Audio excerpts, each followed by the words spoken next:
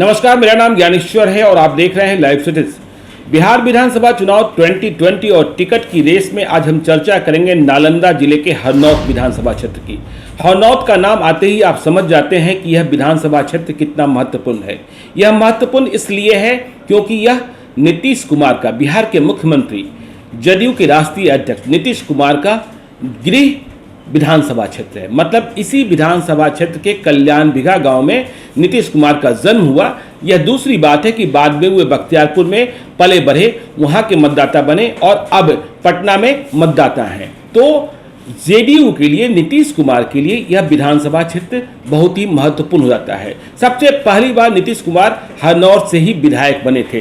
तो 2020 में क्या होगा, यहाँ टिकट की रेस क्या चल रही है, यह समझने के लिए हमें पहले 2015 के चुनावी नतीजे को समझना पड़ेगा। लेकिन 2015 के चुनावी नतीजे को यदि हम देखते हैं तो 2,87,953 मतदाता दिखाई पड़ते हैं हमें हरनौत विधानसभा क्षेत्र में, जिनमें 1,56,772 लोगों ने वोट किया था।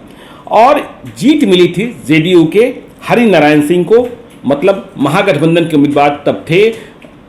कांग्रेस के साथ राजद का भी समर्थन प्राप्त था जेडीयू को। उन्हें मत आया था 71,933 और यहाँ लोजपा लड़ रही थी एनडीए की ओर से, जिन्हें मत आया था, अरुण कुमार लड़ रहे थे, 57,638। यदि हम 2010 के चुनावी नतीजे की बात कर लें तो हरिनारायण सिंह ही चुनाव जीते थे और उन्हें मत आया था 56,827।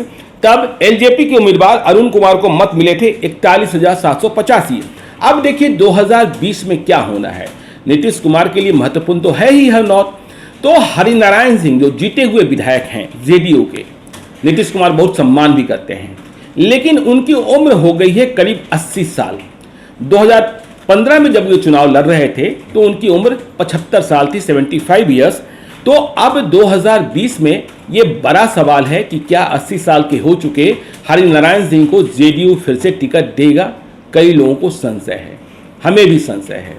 वैसे यह दूसरी बात है कि हरिनारायण सिंह अपनी विरासत को, राजनीतिक विरासत को अपने परिवार में किसी सदस्य को सौंपना चाहते हैं, लेकिन यह हो पाएगा कि नहीं हो पाएगा इस पर संदेह है। क्योंकि हरनौत के चौक चौराहे से लेकर पटना के पॉलिटिकल कॉरिडोर्स में इस बात की चर्चा है कि ममता देवी हैं। ममता देवी जो है भुतहा खार पंचायत की मुखिया हैं, नगरनौसा प्रखंड में आता है। खबरों के मुताबिक जेडीयू के शीर्ष नेतृत्व से ममता देवी को चुनाव लड़ने का ग्रीन सिग्नल मिल चुका है। ममता देवी अब हरनौत के लिए कैसे चुनी गई या कैसे तैयार हो रही हैं, देखिए एक बात और ध्यान रखिएगा कि जब तक सिंबल न मिल जाए पॉलिटिकल पार्टीज के टिकट के बारे में अंतिम सब कुछ मत मान लीजिएगा। लेकिन ममता देवी की सक्रियता इस तरीके से नोटिस की गई जेडीयू में।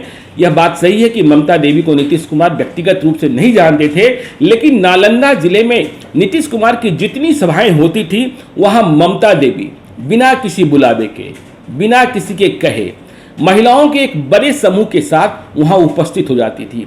तो महिलाओं की यह उपस्थिति अपनी सभाओं में देखकर नीतीश कुमार ने इस बात को नोटिस किया कि ये महिलाएं आती कहां से हैं। तो मालूम हुआ कि ममता देवी जो हैं भुतहा खार पंचायत की मुखिया, वो इन्हें लाती हैं। तो यहीं से ममता देवी की पहचान बनी और अब कहा जा रहा है कि वे हरनौत से जेडीयू के टिकट पर चुनाव लड़ सकती हैं। तो ये खबर है। वैसे एक और बराह के अशोक कुमार हैं, उनकी चर्चा होती रहती है। तो ये जेडीयू की खबर है। देखिए अब हरनौत में जेडीयू चुनाव लड़ेगा, इसमें कोई शक नहीं है। एलजेपी चुनाव लड़ता रहा है, लेकिन एलजेपी चुनाव नहीं लड़ सकता है यदि एनडीए में एलजेपी बना रह गया। तो अब बात होती है कि इनके सामने कौन आएगा। नीतीश कुमार के गृह क्षेत्र हरनौत में जेडीयू का मुकाबला कौन करेगा। जेडीयू का मुकाबला करने के लिए राजद क्या अपना प्रत्याशी देगी या किसी सहयोगी दल का प्रत्याशी होगा। तो देखिए राजद की बात चल रही है कि राजद यहां उम्मीदवार देने को तैयार है। दो नामों की चर्चा चल रही है, संजय सिंह उर्फ पप्पू और दूसरे हैं डॉक्टर धर्मेंद्र कुमार, जिनका नाम अभी अभी चमका है। संजय सिंह उर्फ पप्पू जो हैं लालू प्रसाद के पुराने चेले रहे हैं, लंबे अरसे से चेले रहे हैं और मुख्यमंत्री नीतीश कुमार का जो गांव है कल्याण बिघा, उसके पास के ही बिरजू मिल की पंचायत के रहने वाले हैं। लोग कहते हैं कि रिश्ता निकलेगा तो रिश्तेदार भी बन जाएंगे। युवा आरजेडी में 10 साल तक रहे हैं, बिहार प्रदेश राजद के सचिव रहे हैं, दिल्ली का चुनाव प्रभारी भी बनाया गया था राजद की ओर से।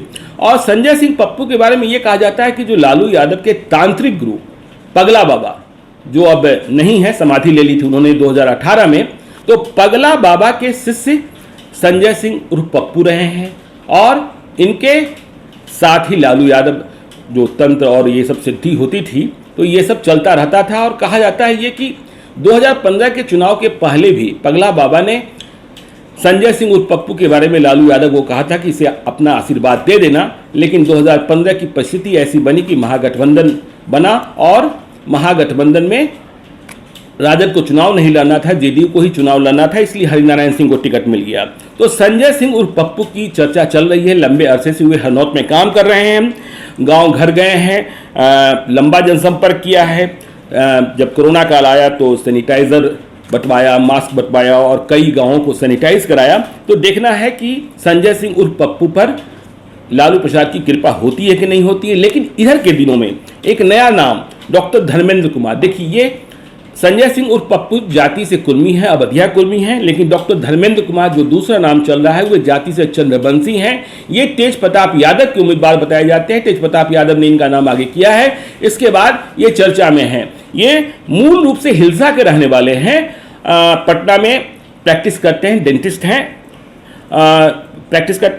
हैं, तो इनकी चर्चा इधर के दिनों में वे चमक रहे हैं, दिख रहे हैं। तो अब ये मामला फंसा हुआ है कि डॉक्टर धर्मेंद्र कुमार कि संजय सिंह उर्फ पप्पू, तो दोनों में टिकट किसे मिलता है। यहाँ जेडीयू और आरजेडी की फाइट होनी है। तो आगे जो कुछ भी होगा यह हम आपको बताएंगे। आप देखते रहिए लाइव सीरीज को। यदि अब तक आपने हमारे यूट्यूब चैनल को सब्सक्राइब नहीं किया है तो जरूर कर लीजिएगा, और यदि इस वीडियो को फेसबुक के माध्यम से देख रहे हैं तो पेज को लाइक कीजिएगा, ट्विटर पर भी हमें फॉलो कीजिए। धन्यवाद।